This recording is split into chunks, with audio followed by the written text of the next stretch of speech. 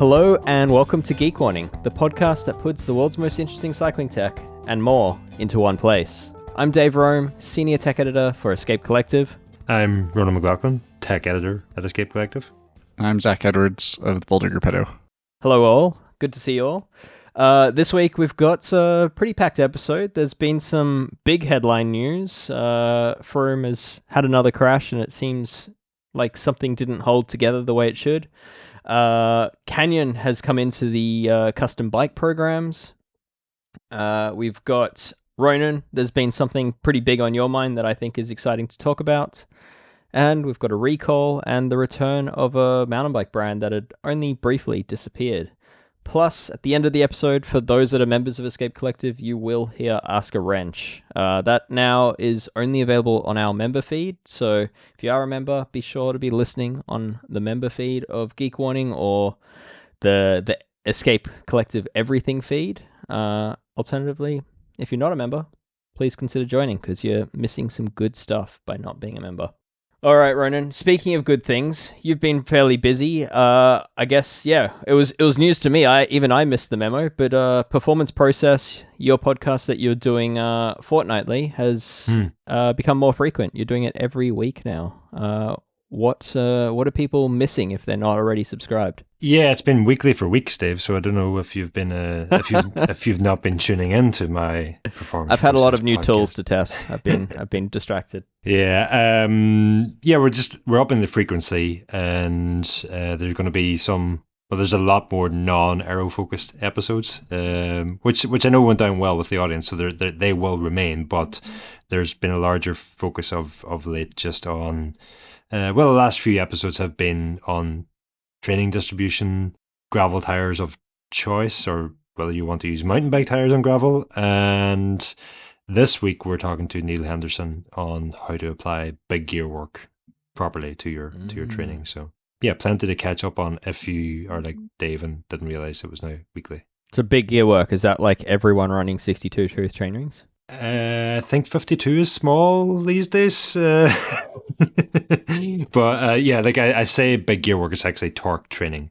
Gotcha. A lot of people think of it as strength. We discuss why it's not strength work, and what it actually is, what the science says, and what it doesn't say about it. And yeah, it was a fascinating episode with Neil. Obviously, a decorated coach, knows what he's talking about. So it was interesting to hear his take on it. Yeah, very cool. All right. Well, yeah, I'll also give a shout out for extra special episodes of Geek Warning. Suvi Loppinen, our tech reporter out of Scotland, actually had a big podcast that detailed the use of PFASs in the cycling industry. It was designed to overlap with the article that she'd previously written, and that was a really good episode. It had a lot of the original reporting and interviews that she'd had to compile that feature article.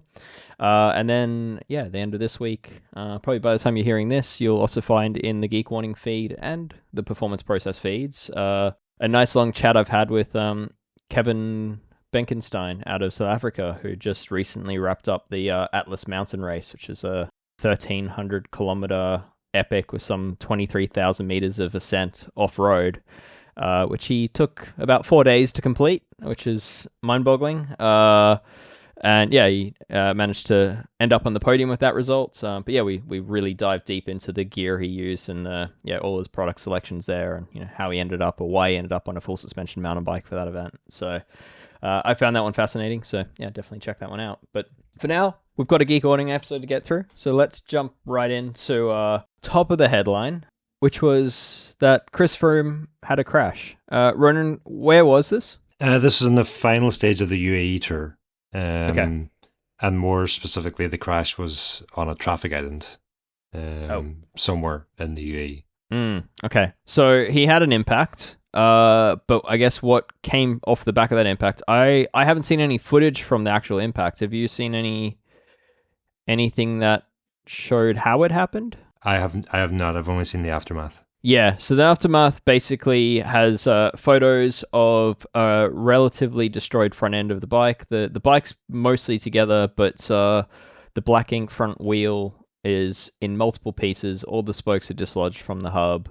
The tire is obviously off the rim. it's been on social media quite a bit of people pointing to this being like another fault of hookless. But Ronan, I think you've got some opinions on that. Why is that wrong? Because there's not even a hookless weel.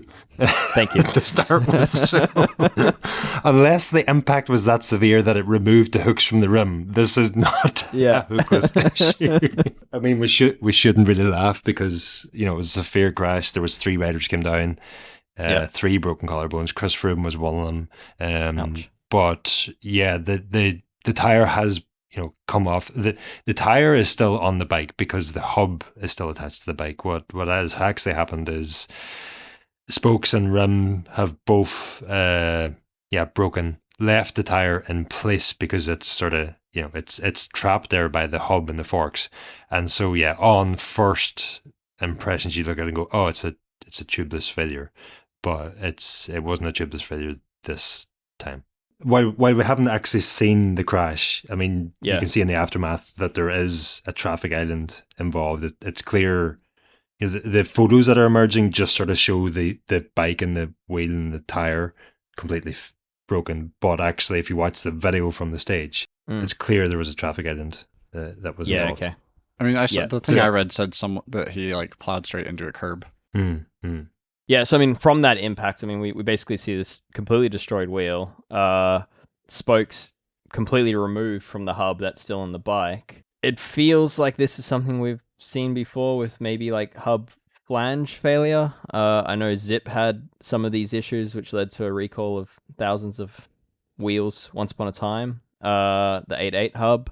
But yeah, I mean, looking very closely at the photos, it kind of appears that this was such a big impact that it like ripped the flange off of the hub, and that's how the spokes came dislodged. I mean, any thoughts on that? I mean, I didn't see any footage, but the thing that I read said that he just plowed straight into a curb, and we don't know how tall that curb is, but like a wheel's not really designed to stay together going 40, 50 kph straight into a concrete curb, right?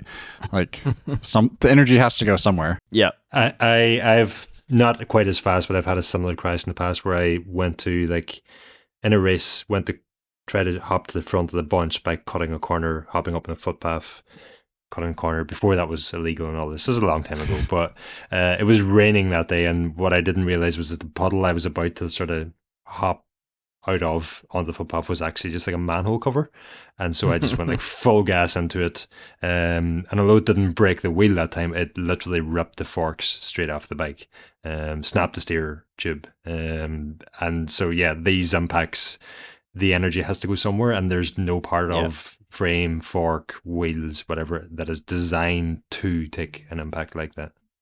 Yeah, like just going 50k an hour to dead stop, basically. So yeah, I think it's probably worth noting, like from the photos I've seen, the rest of the bike actually looks surprisingly okay. Like the handlebars were still intact with the fork and all that. So I think it's I mean, as you say, those forces got dissipated somewhere, and it unfortunately ended up being the front wheel. But we don't really know a huge amount, but I think that all we wanted to say was that it wasn't a tubeless and or hookless failure. One, it wasn't a hookless failure because it wasn't hookless, and two, wasn't tubeless because the whole wheel failed on impact. So it was a wheelless failure of the tire. a wheel. Once the wheel wasn't there, the tire failed. Surprisingly weird that, but anyway. Yeah, crazy. So anyway, let's move on. There's actually some pretty big news out of Germany. Well, actually, it's out of the US. But Canyon have finally announced that they are coming into the market with a custom bike program. It's very similar to like I guess Trek's Project One or Bayer's Mayo, or Pinarello has something as well. There's a handful of these, but it's pretty limited right now. Ronan, are you up to speed on the details on this one?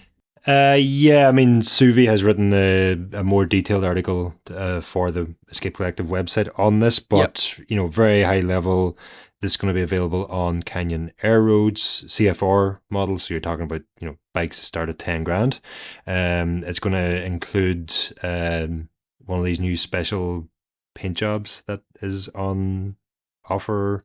You actually have to buy the paintwork if you want to access the other things, which include options on saddles, options on. You can basically choose from 2 different wheel sets than would have been available in the spec version, and you can also now choose either a 10mm shorter or up to 20mm longer stem length for that pace handlebar. That already includes like width adjustment on the new Aero. So things we were hoping to see that don't really happen are more numerous than things we were expecting. Yeah, it's a little bit disappointing. I guess it's worth noting that this is very much a soft launch. I mean, they're starting in the US, I believe, and then Asia Pacific will roll out, and then eventually Europe. And we can only assume that more models will come into the arrangement. Like it makes sense to start slowly for them on this. But yeah, I think it's fair to say that we were hoping for the option to select crank length. Also, on the Aero model, you have 2 different drop shapes that you can choose between. There's the regular, and then there's like the Aero version, which is like got a bit more flair to it.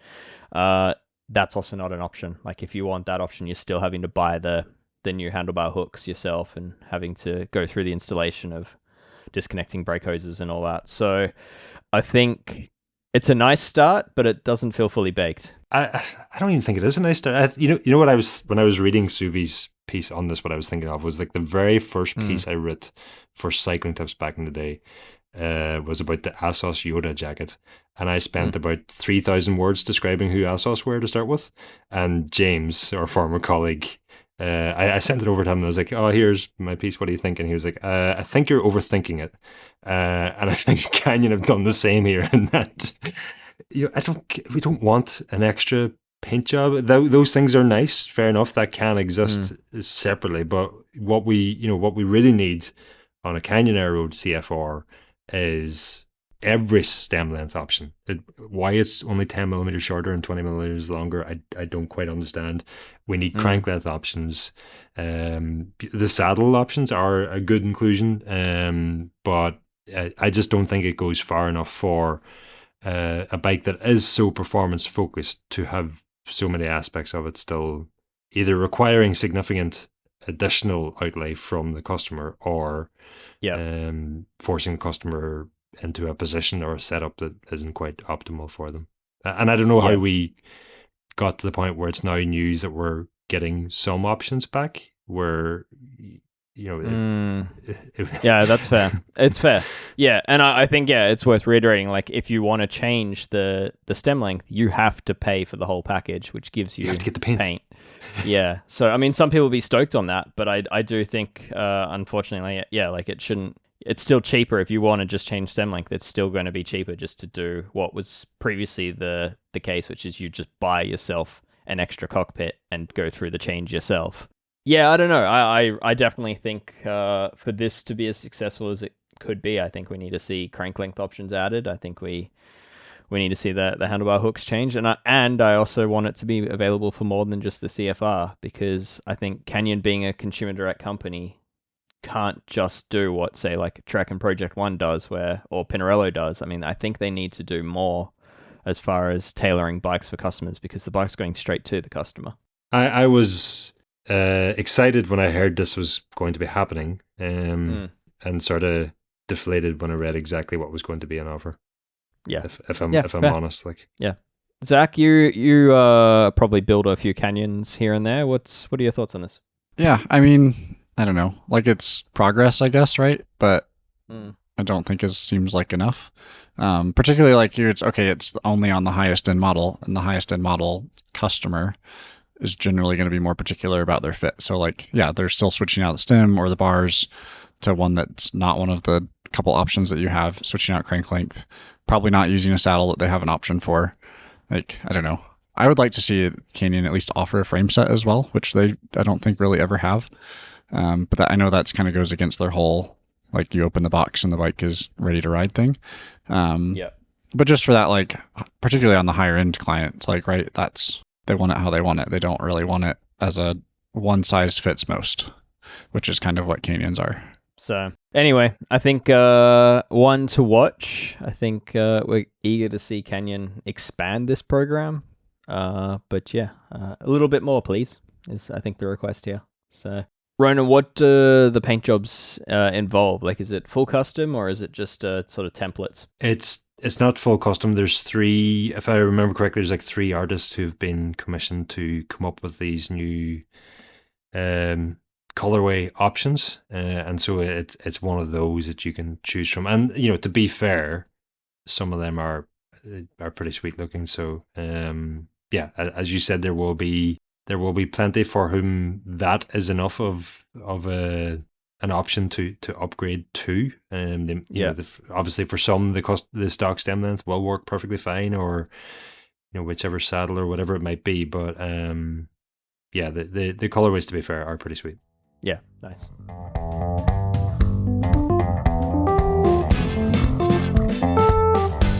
All right, well, let's move on to something that I know, Ronan, has been on your mind for a little while. It's a juicy one, so let's what is on your mind?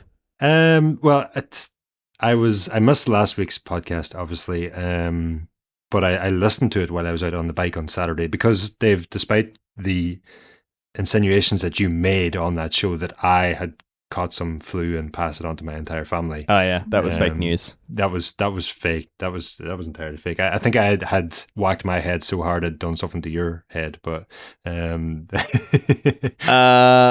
I mean, your family was sick. I just didn't realize you weren't sick. I wasn't sick. I was just juggling them. Yeah.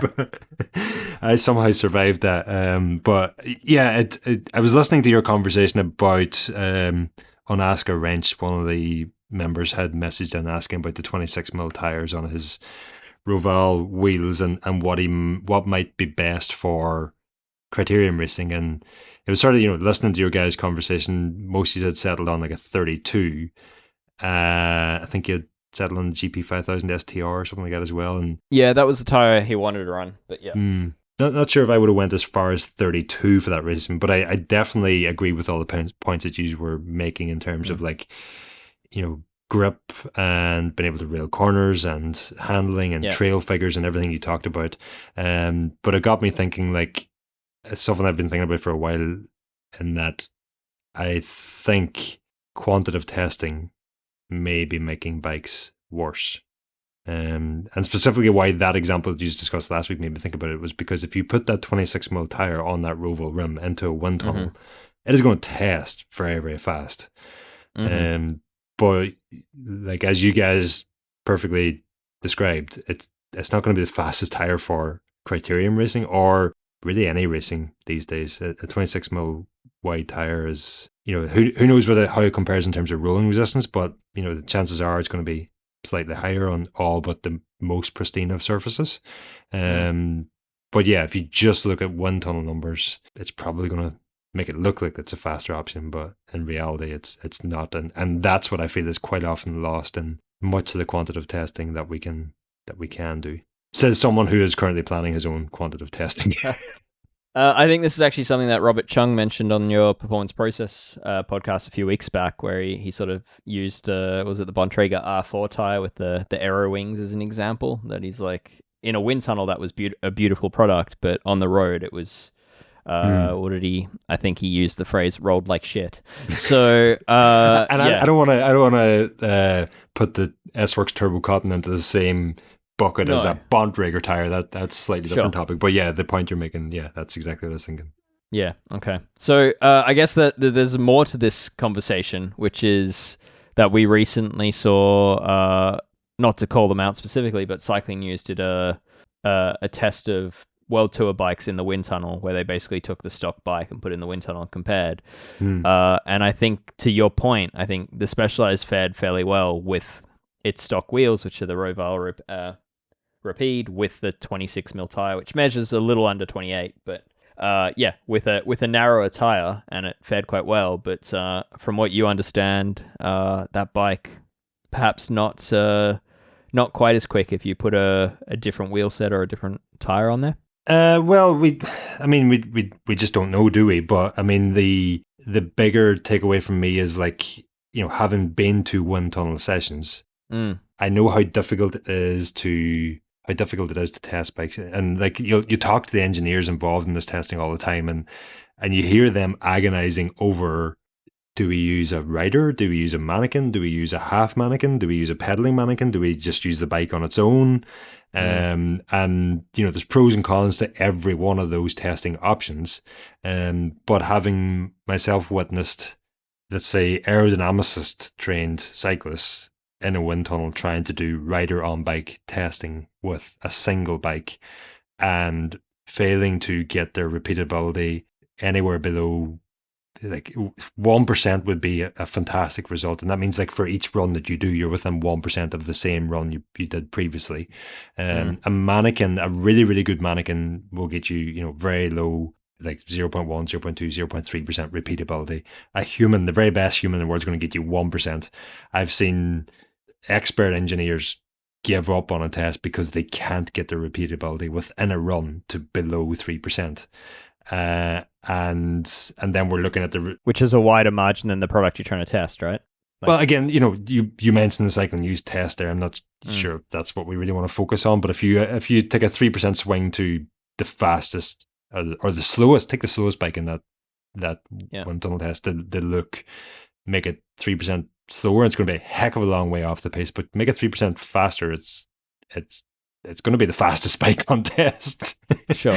Yeah. And so that kind of, if I'm less concerned or less, I'm less focused on the cycling use test, but I'm just like, I'm concerned about, we've already seen toot a whole lot of toot about it's so funny. I was just thinking of that. Yeah. The cycling use test that they weren't even at and used it for justification for why their new bike is 180 watts faster than a S-Works tarmac we're discussing, which is clearly just a ludicrous claim altogether. But it's at least 190.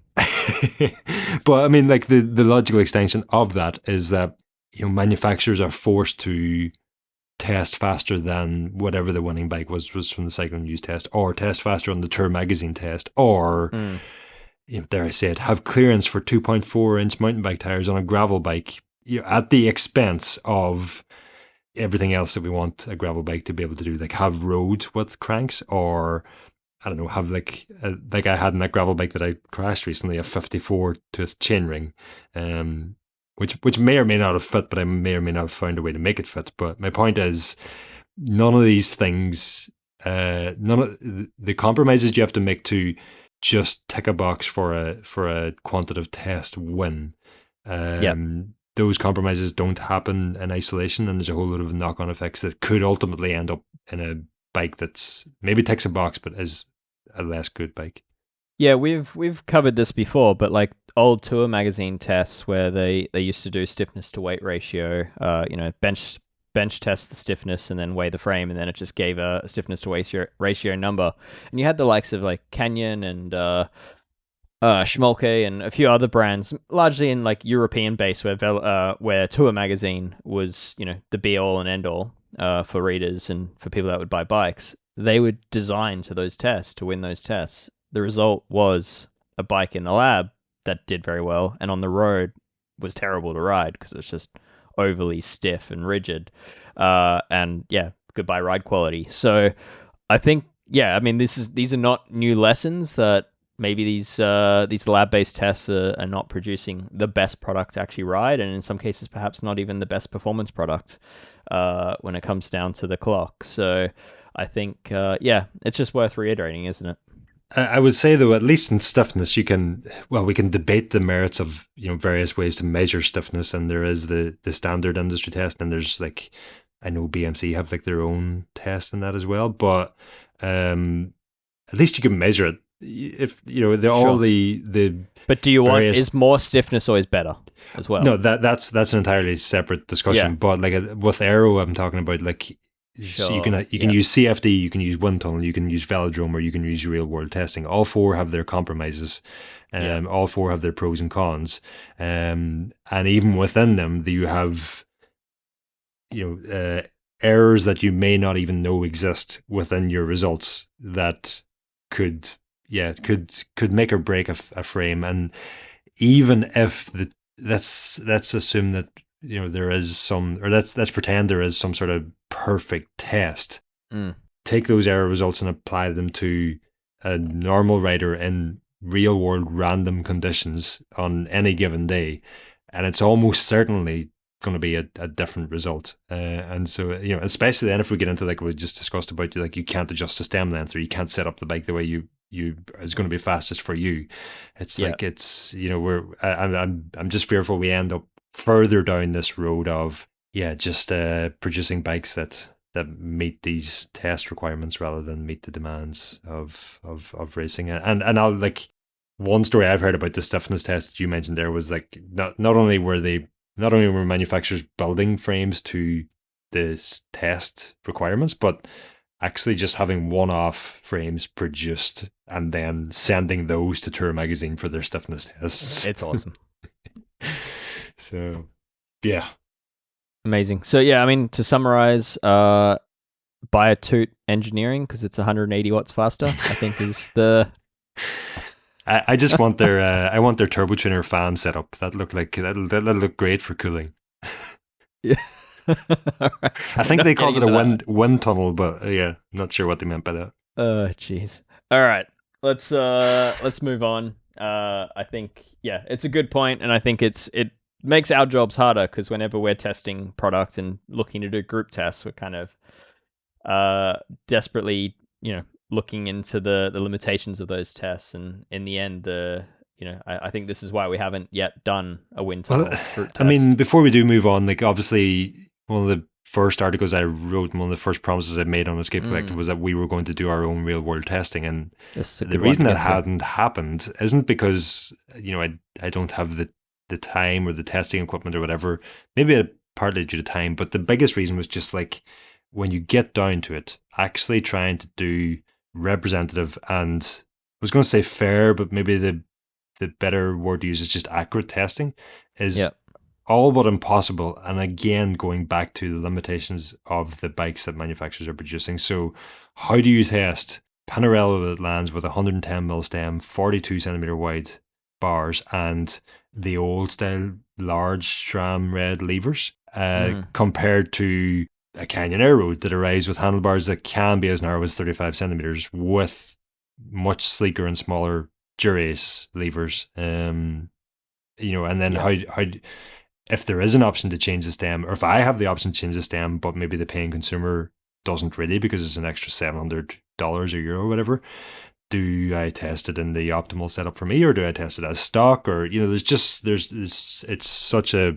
minefield that I didn't feel that there was actually a representative way to an accurate way to produce a result that was, you could produce a result if you want, but producing a result that was actually useful for the audience and wholly repeatable as well.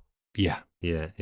And like none of this is to say that I don't think aero matters, or that I don't think modern bikes are faster, or some are faster or slower than others or whatever. I think all that's that goes without question, but I worry about us putting numbers on these things. Yeah, fair. All right. Right now you're explaining in detail as to why I spend so much time focused on tools, because I can actually test those.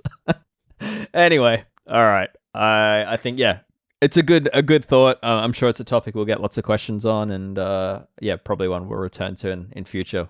But one to keep in mind, one we're constantly thinking about, and how to bring better like comparative testing to Escape Collective, and it's these sort of barriers. Yeah, Zach. So if everyone offered a better version of what Canyon is trying to do, where you could pick all of your contact points, then it would be better for testing. It would be. That's what I'm starting to refer to as usable aero, wherein like the Canyon Air Road may be faster than the previous version, but if the rider on top of it, the 80% of the total drag is actually in a worse position, then that 80% suddenly becomes 85 or 90% of the total drag, and so the system is actually slower than previously. And that's not a Canyon thing, but it's a fixed cockpit setup limitation. Yeah. Which some people will change, but other people won't go out of their way to change. Some people will change, but I think the challenge there even is like, how many times can you fork out multiple hundreds to try different stem lengths? And how many times can you spend 3 hours changing the stem and rebleeding the brakes and all these things? If there's probably some marginal aero and stiffness gains that comes from an integrated cockpit, but I think the aero gains that comes from a two-piece bar and stem that the rider can easily swap and easily adjust and get themselves into a much more aerodynamic position are probably like orders of magnitude greater than whatever the gain is from not having stem bolts. Crazy. I have a very skeptical view of. Sorry, now I'm going on a complete tangent. We're going to go over time here, but the two-piece cockpit. We've seen some pretty fast two-piece cockpits in time. Like I think like the one on the Trek Madone. There's Look currently race. Cofidis currently race with the two-piece cockpit that I'd imagine is competitively fast to what they could do in a one-piece, just given the shaping on it. But my skeptical view is that it's so complicated and expensive to make a truly aero semi-integrated two-piece cockpit that the easier answer is to save some weight, save some cost, and do it as a one-piece. Yeah. Yeah. I mean, that's like Specialized, right? With the SL8 said all of their aero gains were coming from the handlebar, but they also weren't clear on were they testing it with a computer out front or not. So it's all, it's a lot of variables.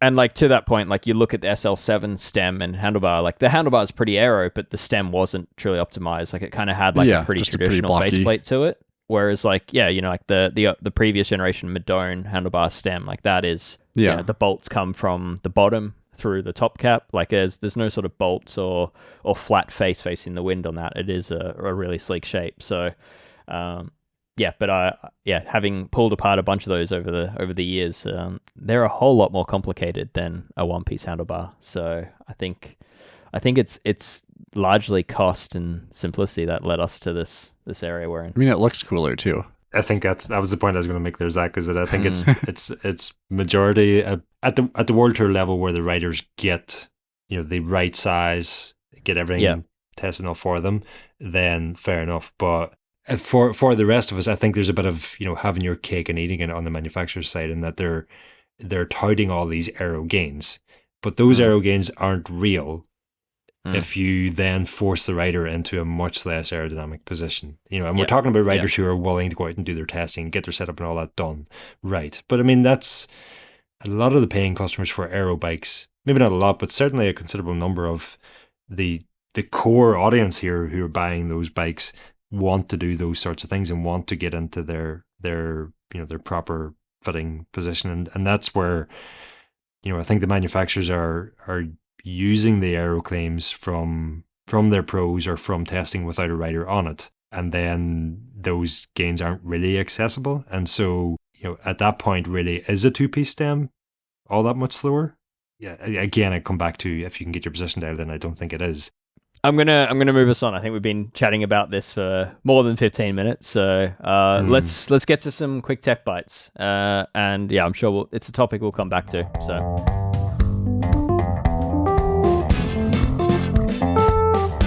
all right, there's two pieces of relatively big news from the bike industry that's happened over the past week. And number one on the list is BMC have recalled the Kaius, the gravel race bike, which, speaking of one-piece cockpits and very narrow handlebars, they force everyone onto a 36-width handlebar, regardless of what size you want to be on with that bike. But they have recalled the bike for potential of steerer tube failure, which, if I'm being honest, upsets me a little bit because BMC has been here before. They had a very similar recall from roughly 2019, 2020 with the Team Machine SLR with what sounds to be like a very similar failure mode. Yeah, I mean, thoughts on this? Anything to add? Yeah, so I actually had a customer who had one of the Team Machines from the previous recall and was coming down a dirt descent on his road bike, but like smooth, like boulder dirt, and his steer completely failed and he crashed and broke himself. And they've not really changed the design between then and now, which feels not great. I'm sure that they've re-engineered it and yada, yada, yada. But like as a whole, the design is basically the same. Like it's a really narrow, like it's a round steer, but they've chopped the sides off. So it's a really narrow steer that like kind of puts a lot of pressure on points from the load that a stem and fork and everything on the front end kind of make. Yeah, it's not great. Yeah, I remember Raul Lucia back with the Team Machine recall. He had sort of highlighted that the shape that BMC were using for the steerer, because they're fitting like a round steerer through a very regular size headset, like a 1 1/8 top bearing, with the brake, with space for brake hoses. So it is quite a compact system. And Raul had pointed out that the shape that they'd decided with like some sharp corners to it was potentially safe, but very difficult to repeatedly make perfect.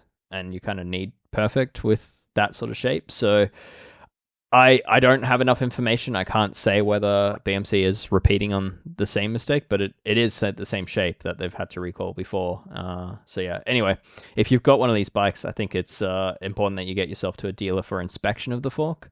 But yeah, it does feel like we're still, I don't know. I personally would like to see more brands go to having like fail safes built into steerer tubes. You know, if you're gonna make such lightweight forks with potential of breakage, I'd like to see something in there that holds the thing together in case something does go wrong. Yeah, it just feels like of all the places to try and save weight, the fork is not the one. Increasingly so, yeah. It does seem like of the things that I worry about on bikes, it increasingly more and more it's the front end that I think about. Yeah. So yeah. It's wheels and tires that I think about, but interesting. I asked BMC a little about this. I mean, they couldn't really say much more than was in the press release. But they did say that it's like a super simple thing to check the affected bikes. Okay. And that it's not like a stop ride and we need to make these forks to replace for you. Sure. It's not that simple though. Like to inspect the fork, you have to take apart all the brake hose. It's not like a 3-minute, let me check your fork. Like it's an involved process. Well, what I was told is that it's serial number based. And so check a serial number. If your serial number is included, it's an affected model. If not, it's not. Okay. Even if I have one of these bikes and the serial number is not included, I still want to pull the fork out to double check things. Like make sure there's not some weird cracking or something. I don't know. It feels like they need to just like redesign the front end completely on these bikes. BNA.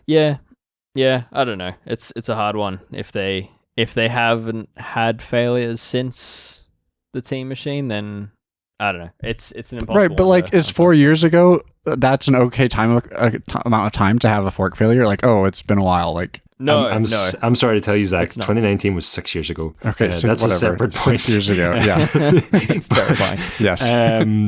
The what's it called? The Team Machine R that BMC made that I reviewed a couple of years ago. Like that was the first. No, the Kaius would have come out before that, but anyway, it was the first BMC that I read post that initial recall, and it was definitely a question that I had, at the launch of that. But I mean, what kind of answers are you going to get when you're at a launch on your bike? Of course, they're going to tell you, they're not going to say, oh, that's still a problem. We think it's okay. You're going to be told it's fixed. But my point I'm just trying to make there is that there hasn't been a recall on that, and that is the same shape. Yeah, I mean, like a gravel bike. I feel like now I'm like justifying forces, right? the shape. I'm not. Steer tubes freak me out as well. Yeah, I have a hard time with fully internal bikes that don't use a round steer. Like I know it creates more frontal area and everything, but like a round steer just seems significantly more safe across the board. This, I mean, Dave, you're not going to give us the time, but I mean, this does feel like another on your mind, in that a question, as a BNA fork, the actual solution here, rather than all these random shaped internal steers, or not internal steers, but steers capable of taking. I mean, those create a whole other for another week. Those create whole other issues, though. Well, they solve a whole lot of issues as well. Yeah. All right. Well, let's save that one for another week. I think that is a good on your mind, but we'll move on. But yeah, if you do have a BMC Kaius, get your fork checked out. And hopefully this is a more isolated issue and that we don't see more of these. But yeah, I guess my wish to the industry is add a little bit more weight to your fork, and consumers stop buying the lightest fork you can find. I think it's encouraging brands to fly a bit too close to the sun on this matter. So all right, let's the other thing on the list is that Nukeproof, the UK-based mountain bike brand, they were previously under the house of Chain Reaction Cycles. which then got acquired by Wiggle, and we know the fate of that. Nukeproof is back. Belgium Cycling Factory, they're the owners of Ridley and Eddie Merckx. They have just announced that they have acquired the Nukeproof brand, all of its IP off of the current owners of Fraser's Group. So, yeah, it'll be interesting to see where this goes. I mean, Belgium Cycling Factory aren't really known for being a big player in the mountain bike world. They dabble, but they definitely haven't had much impact to date. But yeah, it'll be interesting to see how they go with a brand like Nukeproof, which has got a pretty strong name for itself in sort of the longer travel category of mountain biking. So, Ronan, you would have seen some Nukeproof bikes rolling around in your neck of the woods. Yeah, definitely. Yeah. Good chat. All right, let's move on. All right, we're at the end of the episode for those on the free feed. Thanks for tuning in. If you'd like to continue listening, we're about to jump into Ask a Wrench, where Ronan's going to tell us whether someone interested in starting a triathlon actually needs a triathlon bike. We've got a question about chain durability, that they're seeing big differences between their mountain bike and gravel bike, and we've got some answers around that. And then there is a question around getting a Canyon-style leaf spring seat post to be quiet. So yeah, if you'd like to hear the answers to that, you need to be on our member-only feed. So yeah, head to escapecollective.com/join. Become a member. It'll only take a few easy steps, and you'll be listening to us again in no time at all. If you are a member and not yet on the member feed, then just head to your account on escapecollective.com and you'll see details there on how to get onto the exclusive member feed of our podcasts.